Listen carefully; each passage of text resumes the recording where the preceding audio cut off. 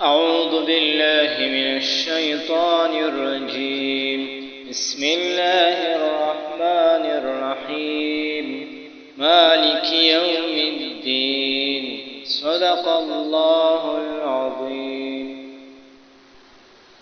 سورة الفاتحہ آیت نمبر 3 مالک یوم الدین اللہ تعالی مالک ہے روز جزا کا۔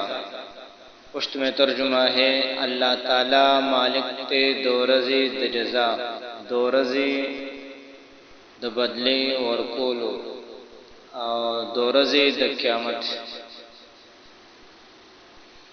روز جزا کا مطلب ہے وہ دن جب تمام بندوں کو ان کے دنیا میں کیے ہوئے اعمال کا بدلہ دیا جائے گا۔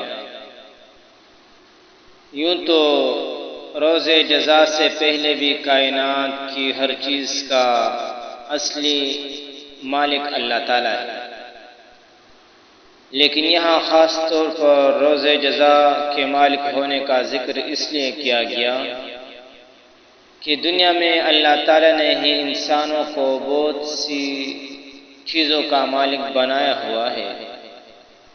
یہ ملکیت اگرچہ ناقص اور عارضی ہے، تاہم ظاہری صورت کے لحاظ سے ملکیت ہی ہے، لیکن قیامت کے دن جب جزا و سزا کا مرحلہ آئے گا تو یہ ناقص اور عارضی ملکیتیں بھی ختم ہو جائے گی۔ اس وقت ظاہری ملکیت بھی اللہ تعالیٰ کے سوا کسی کی نہیں ہوگی۔ آج کی دنیا میں انسان مال و دولت کا مالک ہے، زمین جائیداد کا مالک ہے، کوٹی بنگلہ اور فرنیچر کا مالک ہے، حشم و خدام کا مالک ہے، اور یہ نہ کسی ملکیت ہے جو انسان کو محض آزمائش کے لیے دی گئی تھی۔ وہ اسی میں مغرور و بدمست ہو گیا۔ اس آیت میں اللہ تعالی نے فرمایا مالک یوم الدین، اس مغرور اور غافل انسان کو آگاہ فرمایا کہ یہ ملکیتیں اور سب تعلقات اور روابط صرف چند روز کے لیے ہے۔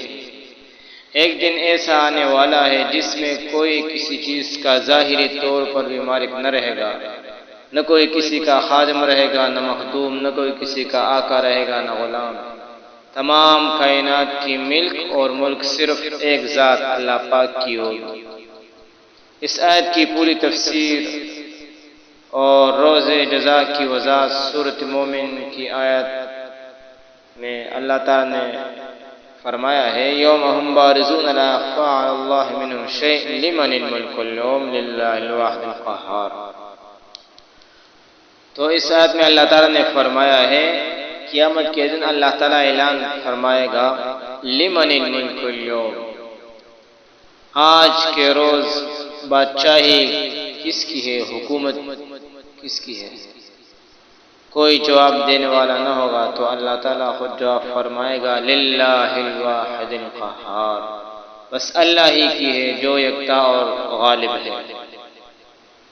تو اس آیت میں اللہ تعالیٰ نے ہمیں پہلے سے آگاہ فرمایا کہ ایک دن آنے والا ہے جس میں حساب کتاب ہوگا اور وہ قیامت کا دن ہے، لہذا قیامت سے پہلے بلکہ موت سے پہلے ہم اپنی عقائد، عبادات، معاملات، معاشرت وغیرہ درست فرمائے اور اللہ تعالیٰ کے جتنے احکامات ہمیں پہنچے ہیں نبی علیہ الصلوۃ والسلام کے طریقے کے مطابق ہم جو ہے اس پر عمل کریں تو انشاءاللہ دونوں جہان میں ہم کامیاب ہوں گے۔ اللہ تعالیٰ سے دعا ہے کہ ہمیں اس پر عمل کرنے کی توفیق عطا فرمائے۔ وآخر دعوانا الحمدللہ رب العالمین۔ سبحان ربک رب العزت عما یصفون وسلام علی المرسلین والحمدللہ رب العالمین والسلام۔